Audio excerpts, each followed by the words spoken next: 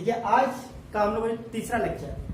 जैसा हमने आपको बताया था क्लास 11th का जो पहला chapter biodiversity in the world, तो हम लोग जो चैप्टर चल रहा है हम लोग इस चैप्टर का तीसरा टॉपिक हम लोग आज है द्विपद नाम पद्धति या बायोनॉमियल नॉमेनक्लेचर। तो देखिए बायोनॉमियल नॉमेनक्लेचर मतलब है क्या। बाई शब्द का मतलब है क्या है, दो है। नॉमियल शब्द का मतलब है क्या है, नाम है। ठीक, तो बायोनॉमियल नॉमेनक्लेचर की जब भी बात आती है ध्यान रखिए ये अंतरराष्ट्रीय नाम की बात आती है। इनकी आवश्यकता क्यों हुई, देखिए सर्वप्रथम सबसे पहले 1753 ईस्वी में याद है प्रथम जो विचारधारा दी गई थी वह स्पीसीज प्लांटेरम। आपको बता दें हम स्पीसीज प्लांटेरम में याद रखिएगा कार्लोस लिनियस की क्या है, बुक है। तो स्पीसीज प्लांटेरम में सबसे पहले इनकी प्रथम विचारधारा किससे आई थी, द्विनाम पद्धति के बारे में।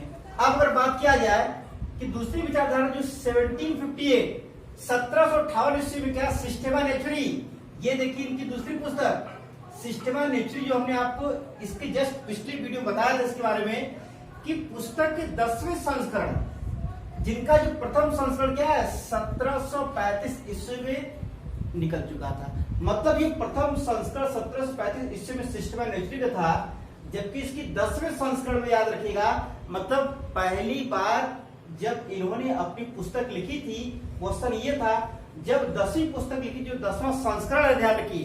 तो 10वां संस्करण में याद रखिएगा इन्होंने इस द्विपद नाम पद्धति के बारे में डिटेल बताया था। अब देखा जाए इस द्विपद नाम पद्धति के भाग कितने होते हैं, दो भाग। पहला जेनेरिक नेम, तो देखिए जेनेरिक नेम को हम क्या बोलेंगे, जेनेरिक नेम को याद रखिए जीनस, या हम क्या बोलेंगे, वंश बोलेंगे। क्लियर। दूसरी बात करते हैं स्पेसिफिक नेम या स्पीसीज, इसको हिंदी में क्या बोलेंगे अब, जाति। ठीक, ये दो नेम है, पहला जेनेरिक नेम और दूसरा स्पेसिफिक नेम। अब देखिए कुछ एग्जांपल देखिए, जैसे कमल, निलुम्बू नुसिफेरा। तो यहाँ पर जो निलुम्बू जो टर्म आपको दिखाएगा ध्यान रखिएगा, निलुम्बू ये क्या होता है कि पहला जेनेरिक नेम यहाँ होता है और नुसिफेरा क्या होता है आपका स्पेसिफिक नेम।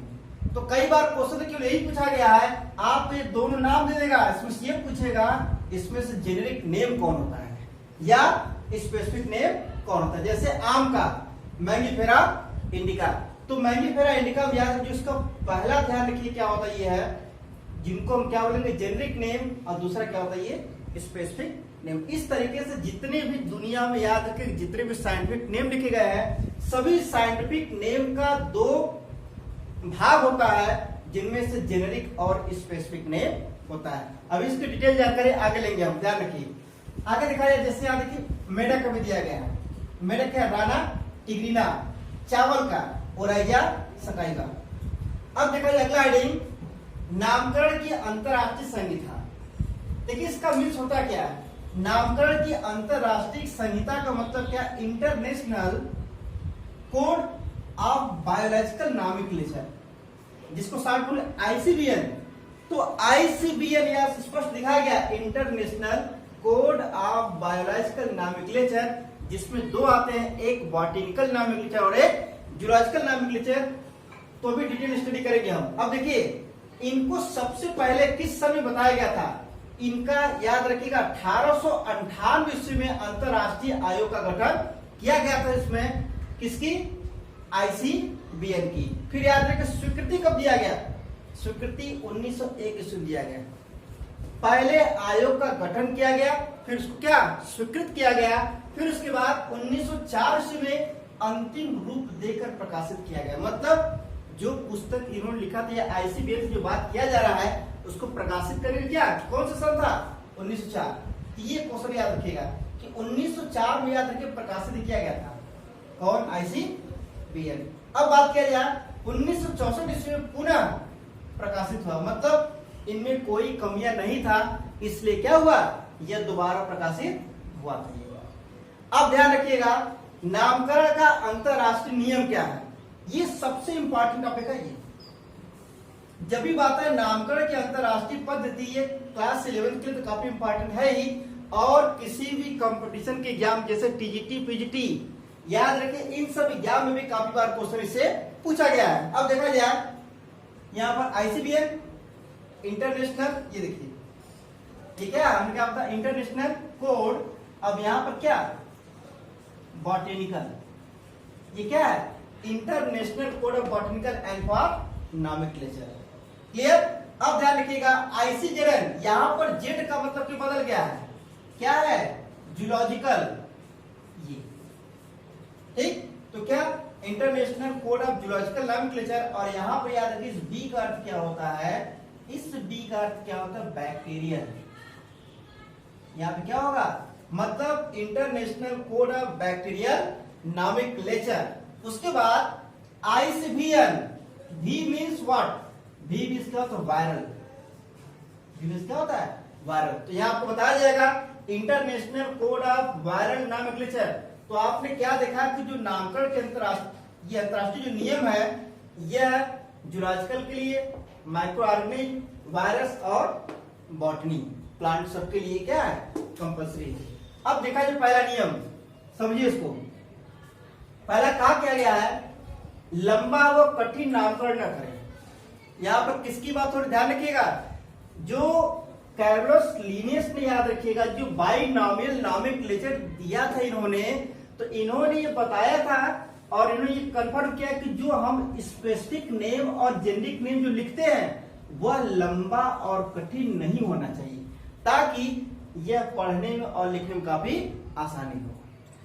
राइट। अब देखा जाए दूसरा, लिखा प्रत्येक जीव को एक वंश तथा एक जाति नाम दिया जाए। जैसा आपको भी मैंने बताया कि यहाँ पर क्या एक वंश और एक जाति नाम दिया गया था।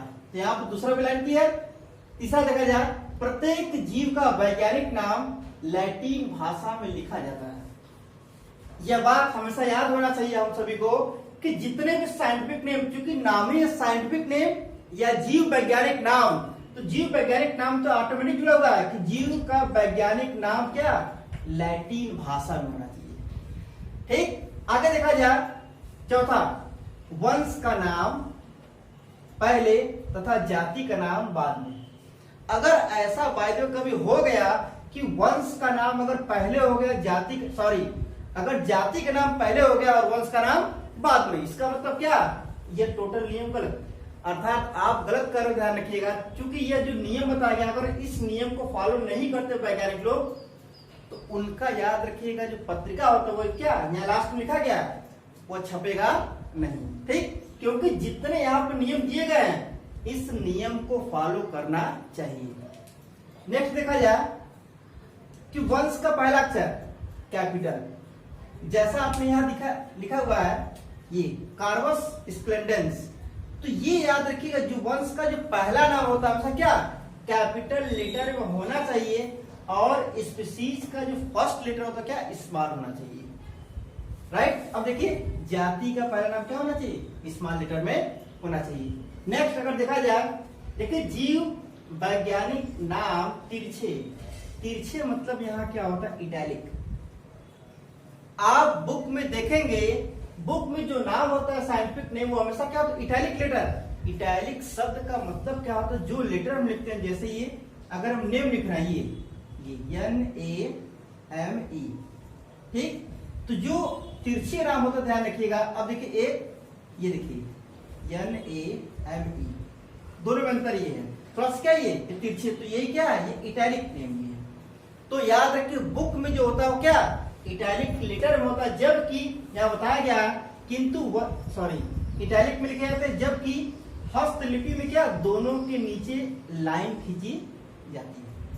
कभी भी हम ध्यान रखिएगा जो अपने आप को यहाँ दिखाया है कि यहाँ पर क्या अंडरलाइन किया गया, और हस्तलिपि मतलब कॉपी में जहां भी आप लिखते हैं फाइल में जहां भी लिखा जाता है ये हमेशा हस्तलिपि में हाफ अंडरलाइन किया जाता है। इनका नियम होता है कि इनका और इनके बीच में हमेशा सीधी लाइन भी खींची जाती है। अगला देखा जाए दो अलग अलग प्राणियों के जाति नाम, ध्यान रखिए क्या कह रहा है, दो अलग अलग प्राणियों के जाति नाम समान हो सकते हैं। अब देखिए जाति नाम का मतलब क्या, यह आपको दिखाया गया है कार्बस स्प्लेंडेंस जातीय नाम क्या होगा आपका समान हो सकता है, लेकिन जीनस कभी भी समान नहीं होगा। फिर क्या कर रही है, ये देखिए। अब उसके बाद किंतु वंश का नाम समान कभी नहीं होता है। नेक्स्ट क्या है, वैज्ञानिक नाम देने वाले व्यक्ति का पूर्ण एवं संक्षिप्त नाम रोमन भाषा में वैज्ञानिक नाम के बाद लिखा जाता है। हमने इसके पिछली वीडियो में बताया था, जिस वैज्ञानिक ने जिस भी प्लांट स्पीशीज की खोज किया हुआ है, इन खोज के बाद यहाँ पर ये क्या SP कुछ भी हो, ठीक, अगर यहाँ ऐसा लिख दिया गया साथ में, मतलब जो साइंटिस्ट होंगे तो साइंटिस्ट का कुछ वर्ड यहाँ क्या लिख दिया गया होता है, ताकि इससे हमको ये पता चल पाता है कि इस स्पीशीज का आखिर किस वैज्ञानिक ने इसका खोज किया है। जैसे उनका लीनियस का तो LINN डॉट होता है, ऐसे ये ऐसे हमेशा लिखा होता है, तो LINN लिखा है, इसका मतलब क्या है, लीनियस ने इसकी खोज किया है। अब अगर देखा जाए कोई वैज्ञानिक नाम तभी स्वीकार किया जाएगा, ध्यान रखिए इस पॉइंट को, जब वह अंतरराष्ट्रीय संहिता के नियमों का पालन करता है। तो जो आपका अंतरराष्ट्रीय संहिता जो नियम, ध्यान रखिएगा, इन सभी नियम को फॉलो करता है, तब तो याद रखिए वैज्ञानिक नाम से क्या स्वीकार होगा, अन्यथा वो स्वीकार नहीं होगा। अब देखा जाए लास्ट ये सब, लास्ट क्या, ट्राइनॉमियल नॉमेनक्लेचर। देखिए आपको जो द्विनाम पद्धति ध्यान रखिए इतना ही है, ये शार्ट नोट पूछे, ठीक है, या लॉन्ग में पूछना, ध्यान रखिए आपको यहाँ तक क्या है, ये पूरा आपको बता रहा है बाइनॉमियल नॉमेनक्लेचर के बारे में, आपको ये क्या होता है इतना ही बताना है, ठीक। अब देखिए ट्राइनॉमियल नॉमेनक्लेचर, तो यहाँ पे ट्राइनॉमियल नॉमेनक्लेचर में आपको बताया क्या जा रहा है कि यहाँ पर जो स्पीशीज होते हैं, स्पीशीज रिपीट होते हैं, ठीक। क्या रिपीट, देखिए किसी जीव के नाम में उपस्थित 3 शब्दों के कारण इस नामकरण पद्धति को त्रिनाम पद्धति कहते हैं। 3 नाम देखिए, फर्स्ट, सेकेंड एंड थर्ड, यहाँ भी देख रहे हैं फर्स्ट, सेकेंड एंड थर्ड। लेकिन यहाँ पर ध्यान रखने की क्या बात है कि जो पहला है ये क्या होता है, ये आपका जीनस। जीनस याद है दोनों में डिफरेंट, किसी में भी जीनस कभी सेम नहीं होगा। जबकि यहाँ पर आप स्पीशीज देख रहे हो, ये स्पीशीज और ये स्पीशीज, ये ध्यान रखिए। भारतीय कौवे का वैज्ञानिक नाम यहाँ लिखा गया है, तो भारतीय कौवे का कार्बस स्प्लेंडेंस होता है, लेकिन ट्राइनॉमियल सिस्टम में क्या देखा गया कि स्प्लेंडेंस रिपीट हो गया है। तो यही जो स्पीशीज रिपीट होता है इसको क्या बोलेंगे हम, ट्राइनॉमियल नॉमेनक्लेचर। क्यों, 22 हमने कह रहे थे क्या, एक बार 2, एक स्पीशीज और एक जीनस। तो आपका सब ध्यान रखिए, ये आपका क्या है जीनस है, ये आपका क्या है स्पीशीज, और ये आपका सब स्पीशीज, सब स्पीशीज। क्लियर। तो यहाँ क्या देखा आपने, जीनस, स्पीशीज और सब स्पीशीज। अगर ये 3 नाम आते हैं, इन्हीं 3 नाम को मिला क्या बोलेंगे हम, ट्राइनॉमियल नॉमेनक्लेचर। क्लियर।